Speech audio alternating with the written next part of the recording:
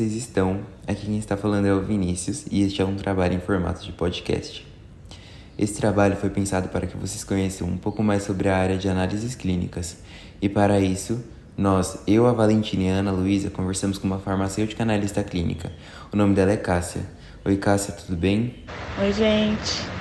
Tá chovendo aqui, eu não sei se vai ficar muito bom o áudio. Se não ficar, vocês me falam que eu repito, tá? Então vamos começar. A primeira pergunta que eu tenho para te fazer é: qual a importância de um profissional de análises clínicas para o fechamento conclusivo de um diagnóstico? Eu costumo falar que é de extrema importância, porque é a gente que basicamente dá o diagnóstico para o médico, né? O médico tem uma suspeita, ele avalia, né? É ele quem vai fazer a anamnese do paciente, avaliar. Baseado na avaliação dele, ele vai ter as suspeitas, né? As suposições a respeito daquele paciente, e a gente é que ajuda a fechar esse diagnóstico, né? Realmente, sem o resultado desses exames, ele não consegue concluir o caso, né? Então, por exemplo, se um paciente está com suspeita de infecção de urina, ele vai pedir um exame, baseado no que a gente liberar, é que ele vai tomar uma conduta, né? Às vezes o paciente está com uma dor pélvica, ou eu estou apresentando algum sangramento na urina, ou coisa do tipo, estou sentindo ardência, né? Ardência para fazer xixi. Pode ser uma infecção de urina, pode ser um cálculo renal, né? Então ele vai abrir um leque de opções aí. Baseado no que a gente libera, por exemplo, se eu libero que tem presença de cristais, né? Ele vai tomar uma conduta. Se eu libero que tem presença de bactérias, ele vai tomar outra conduta. Então, baseado naquilo que a gente liberar, é que ele vai é que ele vai conduzir o caso, né? Então, assim, é de extrema importância. Daí que eu saliento sempre a importância de equipamentos bons, equipamentos validados, com controle de qualidade em dia, para que a gente possa liberar um resultado confiável, né? E que a gente realmente ajude esse paciente, porque é uma enorme responsabilidade, né? Eu citei aqui para vocês casos mais leves, mas já teve casos, por exemplo, comigo, de casos mais graves. Por exemplo, paciente chegar no pronto atendimento apresentando cansaço, manchas pelo corpo, e aí, no momento em que o médico pediu um exame, né, era um hemograma, o paciente estava com leucemia, né, com uma global extremamente alta, estava com leucemia crônica. Então, né, infelizmente, esse caso que eu costumo contar, o paciente nem resistiu, era um paciente novo, né? No momento em que eu liguei ele para o médico, que é uma outra questão que é importante, né, o analista tem que trabalhar junto com o médico. Então, se a gente vê algum resultado alterado, imediatamente a gente tem que comunicar para que a conduta seja tomada o mais rápido possível, né, a providência seja tomada o mais rápido possível. Nesse caso, quando eu fui comunicar, o paciente já tinha sido encaminhado para o CTI e ele não resistiu, né? No dia seguinte, ele faleceu. Então, são casos muito importantes, é uma responsabilidade muito grande, né? Daí a nossa extrema atenção, né, enquanto analistas, e o laboratório em si, né, que tem uma grande responsabilidade de manter aí bons aparelhos, né, todos validados, controle de qualidade em dia, como eu já disse. A segunda pergunta que eu tenho para te fazer é: durante a pandemia do Covid-19, como era o cenário dentro dos laboratórios? Resumindo para vocês em uma palavra, um caos. A demanda foi muito grande, aumentou demais. Os laboratórios em si tiveram um papel muito importante, não só no diagnóstico, mas como também na instrução, porque nós tínhamos 3 exames, né? Nós tínhamos o COVID-AG, que era um teste rápido, tínhamos o GGGM para pesquisa de anticorpo, que também era um teste rápido, tínhamos a sorologia, né, que era pesquisa de anticorpo, só que de forma quantitativa, tínhamos o PCR, que era reação em cadeia da polimerase, né, e aí esse já envolvia biologia molecular, a gente tinha que enviar para fora, então a gente tinha que entender sobre esses exames para instruir os pacientes, porque nem todos tinham acesso à consulta médica, né?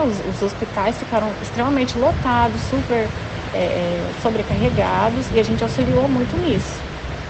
Nós também ficamos muito sobrecarregados, né? Não foi um cenário agradável, principalmente nós que tínhamos que coletar exames assim, de pacientes que coletavam aqui 10, 20 minutos depois vinham a óbito.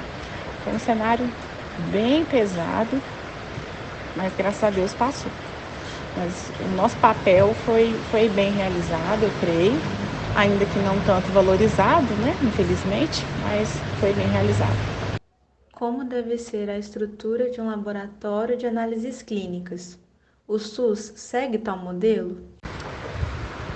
Bom, estrutura do laboratório de análises clínicas, eu costumo falar, né, da pequena experiência que eu tive, que um laboratório, para ser considerado adequado, ele precisa ter bons equipamentos e um bom sistema.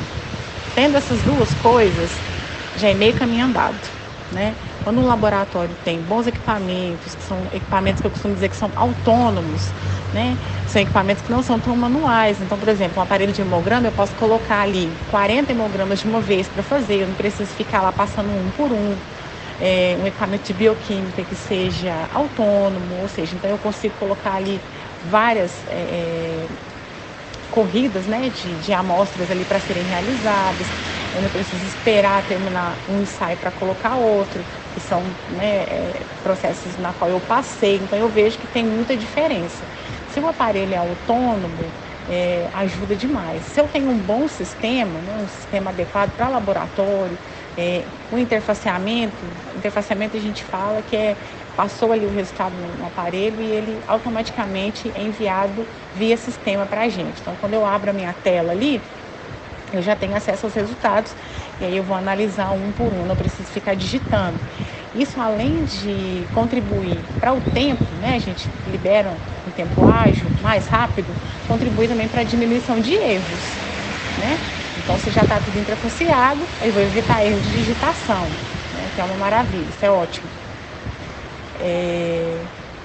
E bons analistas, né, gente? Também não adianta nada se eu tenho bons aparelhos, se eu tenho um sistema bom, se eu tenho um analista que é desatento. Porque o aparelho, por mais perfeito que ele seja, por mais autônomo que ele seja, ele não é perfeito. Ele também é passivo de erro. Eu tenho um erro de pipetagem, né? Às vezes ele pipetou errado, vai me liberar um valor errado. Se eu não tiver conhecimento né, de fisiologia, dos casos, né, enfim, eu não vou ter segurança para liberar aquele resultado, eu não vou poder confiar no meu aparelho 100%, porque eu sempre vou estar em dúvida, né? Então, a estrutura de um laboratório, que eu sempre falo, é isso, tem que ter bons aparelhos e um sistema bom. Isso aí já é meio caminho andado. Nos laboratórios do SUS, eu particularmente nunca trabalhei, né? Mas tenho amigos, colegas de trabalho.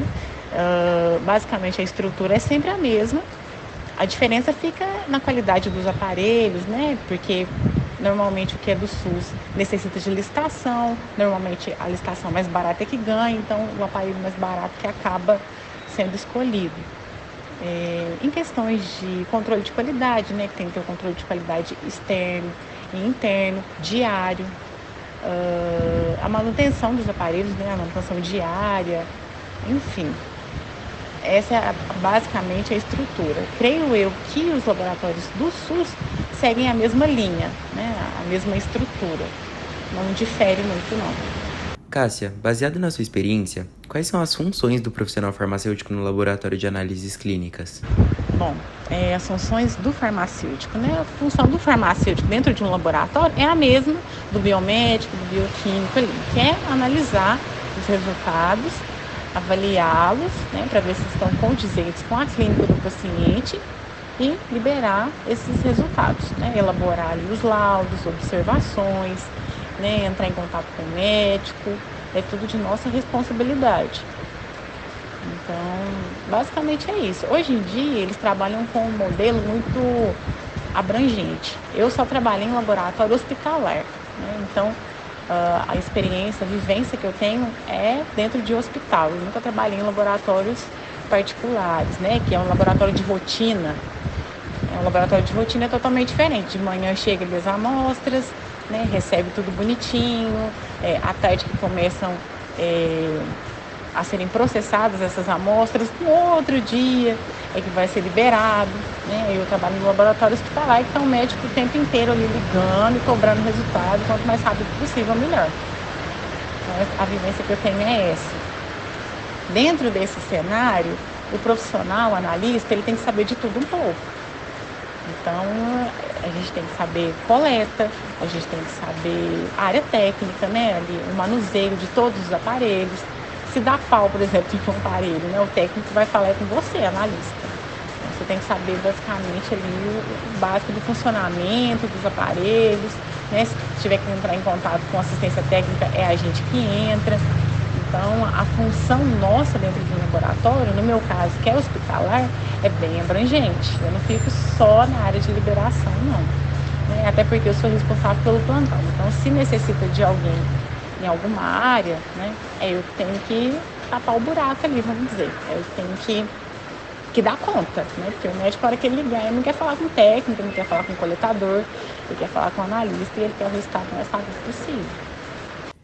Bom, para finalizar as perguntas, é necessária uma especialização ou pós-graduação em análises clínicas para adentrar essa área de trabalho? Não é um pré-requisito, mas é um diferencial, né? No momento que você tem isso. Conta-se muito mesmo é a experiência, né? Principalmente no laboratório hospitalar, porque o fluxo é diferente, né? Então precisa de uma pessoa que seja ágil, que entenda de coleta, que entenda de manutenção de aparelho. Então, conta-se muito isso. É um diferencial quando se tem mais experiência. Quando a pessoa tem pós-graduação, especialização, lógico que conta ponto, mas não é uma exigência. É só um diferencial mesmo. E muito bom, por sinal. Então é isso, gente. Obrigado por ouvirem até aqui. Esse foi o relato de experiência da Cássia. E muito obrigado, Cássia, por dividir o seu conhecimento com a gente. Bom, gente, essas foram as respostas. Vocês podem avaliar aí. Qualquer coisa, qualquer dúvida, vocês podem entrar em contato comigo. Eu tô com o tempo meio corrido, né? Como eu falei, eu trabalho em 2, então plantão de 24 não é fácil. Mas se vocês precisarem, vocês podem entrar em contato. Quando precisarem, podem entrar em contato, que eu vou ajudar com o maior prazer, tá? Um abraço, com Deus.